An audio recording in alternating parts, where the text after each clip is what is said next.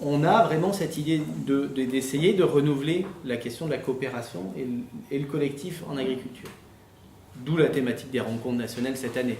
Aujourd'hui, beaucoup de gens qui s'installent, le collectif, ça leur permet justement de passer le pas de l'installation. Cette année, les rencontres nationales de Reneta ont retenu comme thème l'expérimentation du collectif en espace test. Nous avions déjà fait un accompagnement de l'espace test l'essor maraîcher et d'un autre espace test Terracopa. Donc on a été sollicités pour participer, animer aux échanges autour de cette thématique-là. C'est à la fois un moment de convivialité, mais aussi des temps de travail très importants pour essayer de résoudre les questions qui se posent au groupe. Le groupe aide l'individu à grandir et l'individu aide le groupe en fait. C'est un aller-retour permanent entre le jeu et le nous. Un élément important, c'est la capacité des membres du groupe à évoluer. Tous les ans au Germois, on se dit c'est quoi ce qu'on a réussi cette année et savoir se donner des signes de reconnaissance. Ça, c'est ce qu'on appelle des signes de reconnaissance positifs. Ça a mis beaucoup d'huile dans les rouages, ça a permis une meilleure ambiance de travail, une meilleure redéfinition des rôles de chacun et maintenant une qualité de travail qui est vraiment appréciable. Est-ce que tu as déjà une idée de ce que tu attends toi d'un accompagnement sur le collectif en espace test ? Je pense déjà à un appui technique, comme toute personne qui vient dans un espace test, mais au-delà de ça, vraiment un accompagnement sur la dimension humaine du projet et sur la réflexion, quelle forme juridique on peut choisir qui soit la plus juste pour tout le monde, sur les temps de travail, sur la charge de travail. Enfin, je pense qu'il n'y a rien qui diffère vraiment à part la notion qu'on est à plusieurs. Il n'y a pas de grosse différence avec un porteur de projet qui vient seul. Est-ce qu'il y en a quand même qui rentrent en tant que porteurs de projet et qui se posent clairement la question, mais pourquoi faire du collectif ? C'est-à-dire qu'ils n'ont pas conscience de cette dimension collective. Je pense qu'en termes de valeur, ils viennent pour ça aussi. C'est-à-dire qu'ils disent, je rentre dans une structure collective, c'est une coopérative, donc le mot coopérative pour eux c'est du collectif. Et dans la pratique, ils se rendent compte de tous les obstacles qu'il y a à faire du collectif, parce que leur culture et leur situation géographique, tout prône pour qu'ils restent dans un modèle individuel d'abord, et si on a du temps en plus, on va vers le collectif. La question de la coprésence est une vraie question à clarifier avec vos porteurs de projet. Est-ce qu'ils sont là pour une coprésence ou est-ce qu'ils sont là pour un partage et une mutualisation ? Tout d'un coup, nous, il y a les deux. On a abordé la question de comment faire du compagnonnage entre porteurs de projets qui sont en train de se tester en même temps.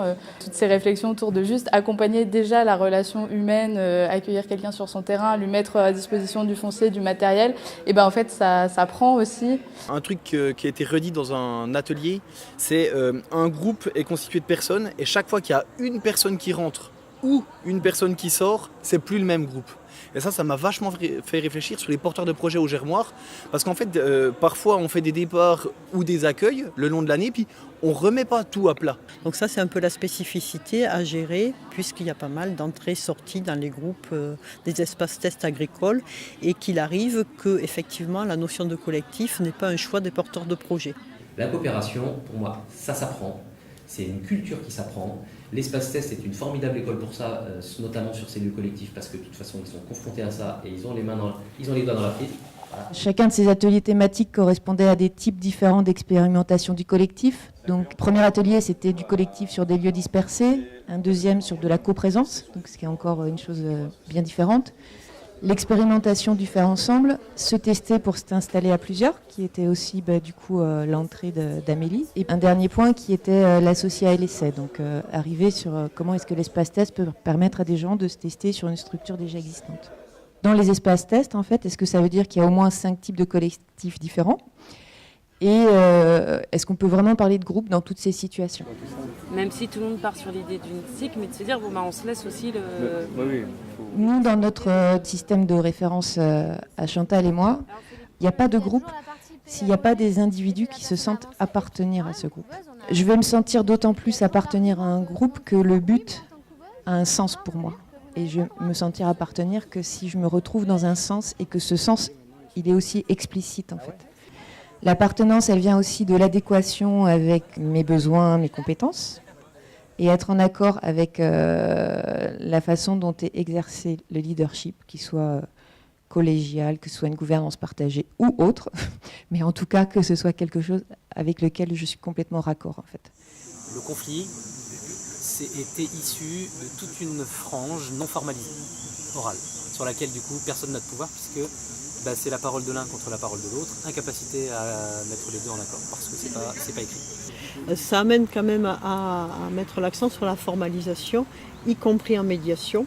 On contractualise les accords et les accords de médiation, c'est-à-dire vous êtes d'accord et on le fait écrire par les personnes, c'est pas nous médiateurs qui écrivons, on le fait écrire et dater et signer. Il y a l'aspect symbolique, il y a l'aspect consolidation et puis il y a quand même aussi l'aspect réglementaire, c'est un engagement quand on fait. Le groupe, quelle est sa frontière? Est-ce que c'est les porteurs de projets ou c'est les porteurs de projets plus les accompagnateurs? Dans le travail d'accompagnement avec les sorts maraîchers, une des premières étapes, ça a été de définir les frontières. Et le premier travail, ça a été de dire, mais voilà, qui y a, quels sont les groupes. Et très vite, justement, ça a mené à distinguer qu'il y avait 3 groupes. Il y avait une structure et 3 groupes. Le groupe des maraîchers, le groupe des encadrants et le groupe des administrateurs. Et que chaque groupe avait une demande, des attentes, alors une demande plus ou moins exprimée, des attentes et des besoins différents. Et ça a amené une clarification aussi, de dire, bon, on ne va pas tout traiter d'un bloc. Non, c'est vraiment des groupes différents. Et après, quelle était l'interaction entre ces groupes, on l'a travaillé aussi. Pour le partage, on fonctionne avec des tableaux, en fait, pour le tracteur, par exemple. Donc, on s'inscrit chaque semaine en fonction de l'utilisation du tracteur. Chacun va s'inscrire quand il a envie. Chacun va s'inscrire. Il le fait quand il a envie. Il y a 2 tracteurs, donc on arrive avec 2 tracteurs et 4 unités de production. On arrive à s'arranger. Vous ne faites pas une réunion pour dire moi cette non. semaine j'ai ça à faire? Ça serait pas plus simple? C'est plus simple de le noter parce qu'en fait, oui, mais c'est le premier qui arrive C'est le premier qui arrive. Mais après, et ça cause pas de conflit. Non, ça cause pas de conflit. Au moment où il y a eu cette demande d'exprimer, quelle était la situation et le besoin et la problématique de l'essor maraîcher? Alors pour nous, le contexte de la demande, d'une part, dans tous les membres qui portaient l'essor maraîcher, justement, aucun de nous n'avait l'expérience des espaces tests. Donc tous, on était en test d'activité, en train de découvrir tout ça. Et alors nous, on a fait un appel aux pompiers, plutôt, parce qu'on est arrivé à une situation de crise qu'on ne savait plus du tout gérer et qui rendait les relations vraiment compliquées au sein de l'espace test. On n'avait pas pris le temps de réfléchir sur ces dimensions du collectif. On ne s'était pas formé pour les gérer non plus.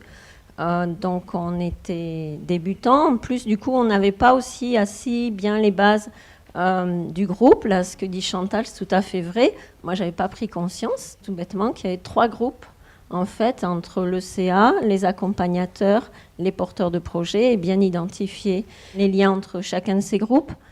L'accompagnement aussi a beaucoup aidé aussi à redéfinir les rôles de chacun. La définition des rôles, déjà, a apaisé vraiment beaucoup de choses. Et moi, j'ai eu l'impression, en plus, que ça a ressoudé les maraîchers pour travailler avec Claudette, avec Chantal. Et on a pu travailler, donner de notre temps à travailler sur le règlement intérieur, à remettre des choses, en fait, qui n'étaient pas, comme tu disais, très bien calées. Tout simplement, on a aidé, je crois, à restructurer.